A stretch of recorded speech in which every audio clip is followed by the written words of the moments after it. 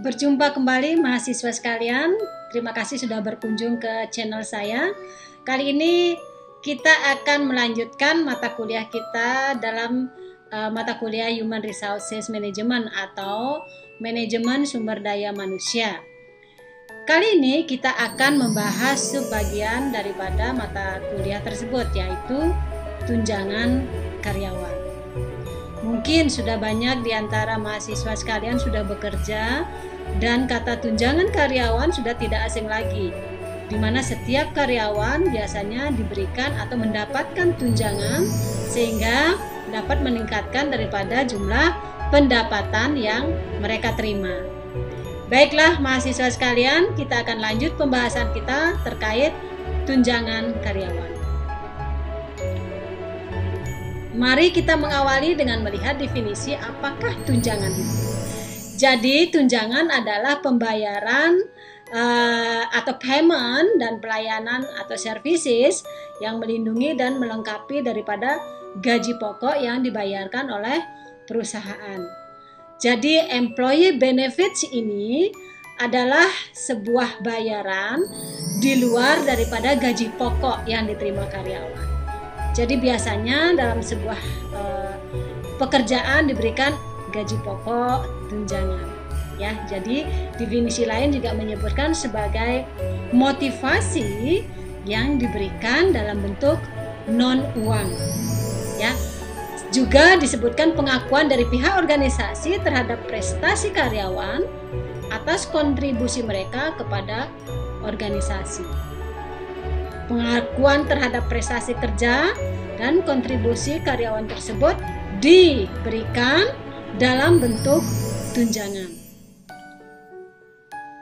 Nah, apa saja yang menjadi bentuk daripada tunjangan karyawan tersebut? Ada beberapa bentuk ya. Ada tunjangan yang menggantikan pendapatan. Contohnya, tunjangan keamanan sosial, tunjangan pensiun, atau yang menggantikan penghasilan waktu pensiun, tunjangan sakit atau cacat. Ada juga bentuknya dalam bentuk tunjangan peningkatan rasa aman bagi karyawan. Misalnya dengan membayarkan pembayaran yang tidak terduga, misalnya kalau dia sakit gigi atau kesehatan. Selain itu, tunjangan juga dapat berbentuk peningkatan kualitas kehidupan keluarga. Misalnya memberikan pembayaran pendidikan, liburan, dan sebagainya. Mari kita lihat lebih detail lagi bentuk daripada tunjangan tersebut. Baik, kita akan lanjut ke jenis tunjangan ya. Jadi jenisnya ada beberapa. Yang pertama mari kita lihat tunjangan pribadi. Misalnya diberikan karyawan itu tunjangan kesehatan umum keluarga. Sekarang istilahnya BPJS ya, BPJS, dan juga tunjangan perawatan sakit umum atau gigi atau sakit lanjutan dan sebagainya. Nah, ada jenis tunjangan life balance. Jadi untuk menyeimbangkan kehidupan keluarga dan kehidupan bekerja. Misalnya cuti atau hari libur yang dibayar, atau tabungan masa depan, tabungan pendidikan anak, atau termasuk juga di dalamnya pendidikan dalam bentuk uang atau non uang. Misalnya dalam bentuk keuangan, diskon. Biasanya perusahaan bekerja sama dengan misalnya lembaga pendidikan sehingga siapa yang mengikuti pendidikan di tempat itu diberikan diskon dan sebagainya. Sekarang ada jenis tunjangan akumulasi modal, pembelian saham. Perusahaan-perusahaan tertentu biasanya memberikan saham sekian persen misalnya kepada karyawan yang loyal dengan kinerja yang tinggi atau dengan masa kerja misalnya dihitung. Nah, tunjangan ini banyak diberikan oleh perusahaan-perusahaan yang sudah besar dengan menghargai karyawannya yang loyal. Selanjutnya jenis tunjangan nomor 4, perlindungan penghasilan. Misalnya santunan sakit, kecelakaan, asuransi jiwa, ataupun asuransi perawatan jangka panjang.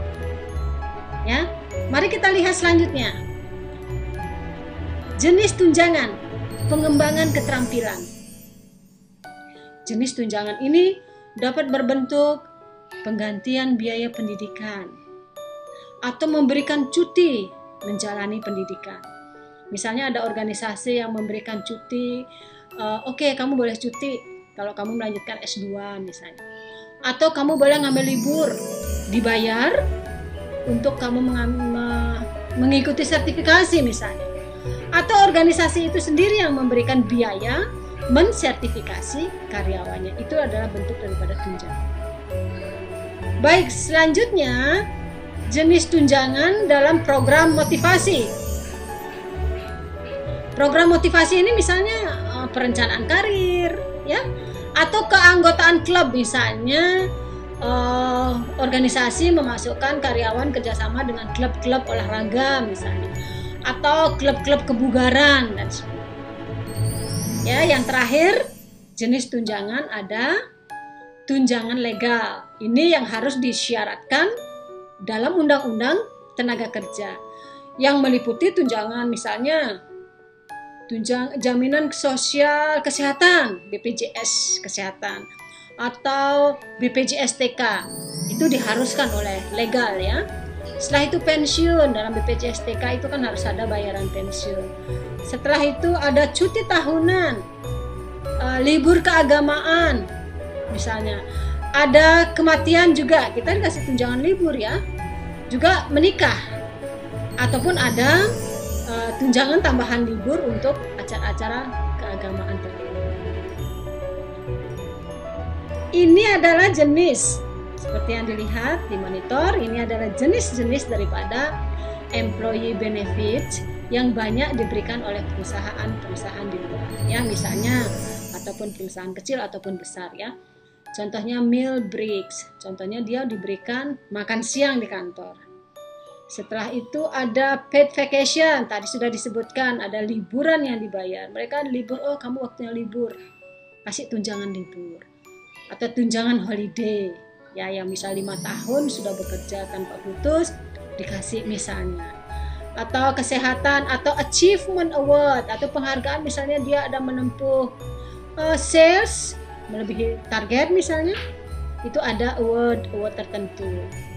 Juga ada pay raise artinya dibayar lebih jika mencapai target-target yang diberikan. Baiklah mahasiswa sekalian, tidak semua organisasi bisa memberikan tunjangan yang lebih. Ada banyak faktor-faktor mengapa organisasi itu atau besar kecilnya tunjangan yang diberikan oleh sebuah organisasi. Apa saja faktor yang mempengaruhinya? Berikut ini ada dijelaskan 4 faktor, yaitu organisasi. Organisasi tersebut meliputi kemampuan keuangan atau size organisasi. Juga adanya kebijakan atau aturan internal yang mereka telah buat di dalamnya terkait dengan pemberian tunjangan. Yang kedua ada labor market atau regulation. Ada ketentuan pemerintah misalnya, kita harus ikuti.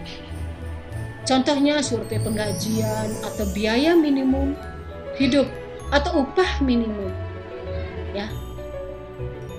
Berikutnya nomor 3 adalah pekerjaan itu sendiri. Pekerjaan itu sendiri berdasarkan analisa pekerjaan atau job desk mereka, atau setelah diadakan evaluasi kinerja, atau harga atau biaya daripada atau gaji yang diterima oleh karyawan tersebut. Nah, ini adalah pekerjaan itu sendiri yang menjadi sebab diberikannya tunjangan. Karyawan itu sendiri merupakan faktor penentu juga, misalnya kinerjanya atau keahliannya. Ada tunjangan keahlian karena mereka biasanya, misalnya contoh, dia bisa mengoperasikan mesin besar misalnya. Dia diberikan tunjangan keahlian. Atau ada kemampuan-kemampuan khusus yang dibutuhkan atau diperlukan organisasi yang dia miliki. Selain itu karyawan itu misalnya senioritas, misalnya sudah 20 tahun mengabdi, sehingga dia mendapatkan tunjangan tertentu. Ya, jadi ini adalah faktor-faktor penentu kenapa ada tunjangan setiap karyawan di organisasi A atau organisasi B itu berbeda-beda. Jadi ada faktor-faktor yang menyebabkan, yang salah satunya ini keempat faktor. Baiklah para mahasiswa sekalian, demikian pembahasan kita terkait tentang tunjangan karyawan pada mata kuliah Manajemen Sumber Daya Manusia. Terima kasih sudah mengikuti mata kuliah ini.